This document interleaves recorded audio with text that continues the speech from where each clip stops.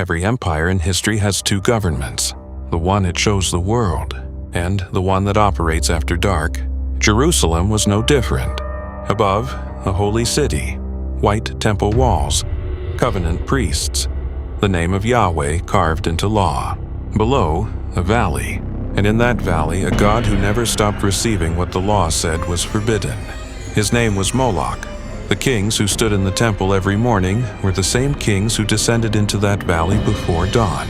This is not mythology. This is written inside the Bible, in its own words, about its own people. And the question it leaves behind is darker than any idol it ever describes. What were the kings giving him, and why was it worth the price? Chapter 1. The Valley Beneath the Holy City. Jerusalem was built to face upward. Its towers reached toward heaven. Its courts held rituals thousands of years old. Priests moved through sacred architecture with one purpose: to declare this city belonged to one God, Yahweh, no other. But Jerusalem had a lower story, and the lower story had a name: the Valley of Ben Hinnom. It curled just outside the city walls like a wound that never fully closed. Close enough to reach in an hour, low enough to stay hidden. A king could stand in the temple at midday, speak the holy name aloud, and descend into the valley before the night was over. The God waiting there was not the God of Israel. Leviticus doesn't approach this carefully. It cuts the name directly into law. Do not give your offspring to Moloch. Do not profane the name of your God. Those two commands are chained together, not an accident. Approaching Moloch wasn't simply a ritual violation. It was theological rupture. It split a kingdom's worship between two gods who could not coexist. One face for the sanctuary, one face for the valley. And once a kingdom learns to wear two faces, corruption doesn't look like rebellion anymore. It looks like policy. It becomes something everyone knows, but no one names aloud. Chapter 2. The God of the Second Worship. Most forbidden gods in the ancient world were condemned by their enemies. Moloch is different. The people who approached him were the same people who built the temple. They did not need to stop believing in Yahweh to approach Moloch. That is what makes this story disturbing. They kept the feasts, the priests, the prayers, the covenant language, and still carved out a space in the dark hours for a different kind of power. This is the logic of double worship. One God gives law, memory, and identity. The other offers what the first God refuses: control.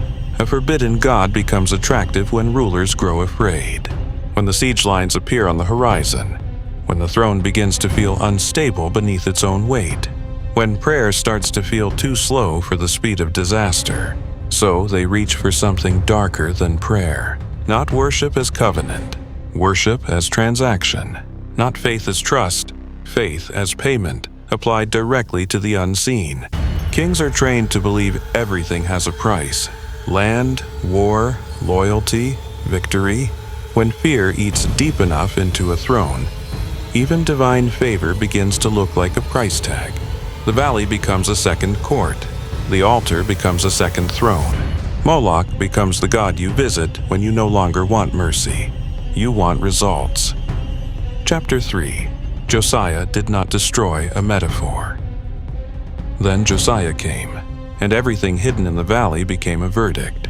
The reforming king moved through Judah like a judgment made visible. He tore down shrines. He removed forbidden altars. He shattered what decades of compromise had normalized. But one act stands apart. 2 Kings records it without hesitation. Josiah defiled Topheth in the Valley of Ben Hinnom, not as a symbolic gesture. He desecrated the site specifically to prevent anyone from returning to Moloch. He broke the place so the practice could not continue. Now consider what that means. If Topheth had to be desecrated, it was once treated as sacred. If the place had to be destroyed, someone had been protecting it. If a king had to forcibly stop the worship, someone had been keeping it alive. Josiah wasn't erasing an ancient legend. He was dismantling a functioning institution. The valley was still operational when reform arrived, and here is where the modern mind should pause. Because this pattern, a public face of order maintained above, a second system operating below, is not only ancient history. Systems do not always hide their corruption far away. They place it just below the level of respectable sight, and they rely on the fact that most people prefer to keep looking upward. Josiah didn't create the darkness beneath Jerusalem. He simply refused to look away from it. This channel exists precisely for stories like this one. If you haven't subscribed, do it now, because what the prophets found next strips away every remaining justification the kings had, and you won't want to miss it. Chapter 4. The City with Two Altars. Picture Jerusalem on a festival night. Incense drifts through the temple courts. Families move beneath torchlight. Priests recite the ancient promises of the covenant. The king appears. Robes, authority, the symbols of divine appointment.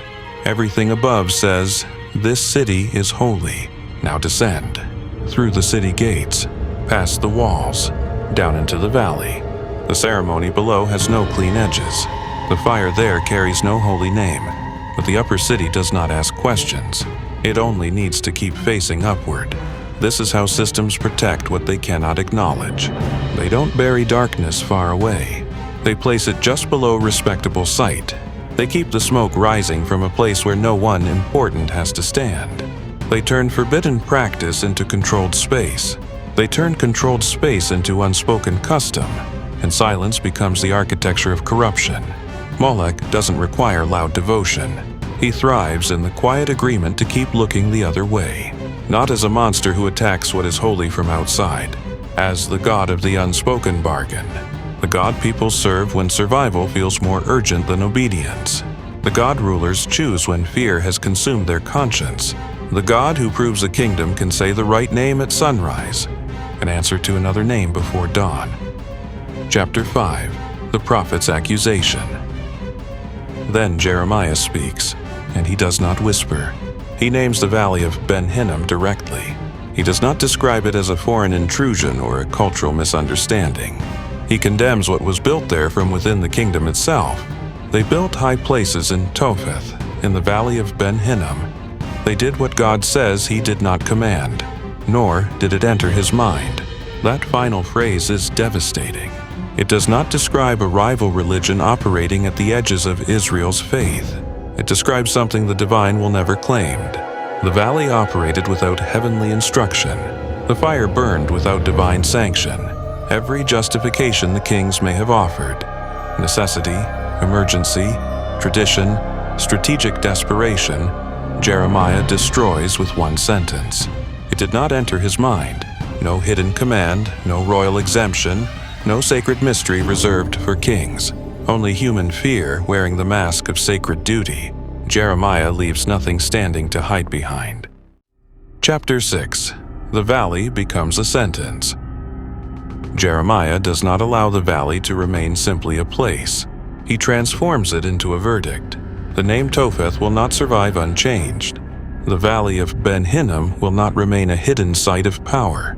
It will become a place of judgment, not remembered for what was gained there, remembered for what it cost. This is the final reversal. The kings descended into the valley to purchase control over the future, but the valley became the evidence that condemned them. The place used to bend history became the place where history answered back. That is the true horror of Moloch. He offers the illusion that darkness can be managed, that forbidden worship can be contained in a controlled space, that public holiness can coexist indefinitely with private corruption. But the Bible's answer is colder than any monster story. The valley remembers. Topheth holds exactly what the city tried to divide. When judgment arrives, the hidden altar does not remain hidden. It becomes the loudest witness in the room.